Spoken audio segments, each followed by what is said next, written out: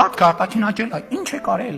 Զենք ենք արել։ Սուտ եք խոսում։ Ռազմական կարիքների բավարարմանը 18 թվականի մայիսից ձեր ղեկավարումից սկսած հատկացվել է 3,6 միլիարդ դոլար, համաձայն պաշտոնական վիճակագրության։ Բայց ձեր օրոք պետական պարտքն աճել է կրկնակիից ավելի՝ 6,75 միլիարդ դոլարից հասնելով 14,2 միլիարդ դոլարի։ Ու դեռ մեծ հարց է, որքանն է սրանից իրոք արդյունավետ ծախսվել, որքանը մսխվել ու թալանվել։ Եթե ընդունենք, որ բոլոր զենքերը գնել եք պարտքի հաշվին, բա մնացած 4 միլիարդ դոլարն ինչ եք արել այդ թալանչի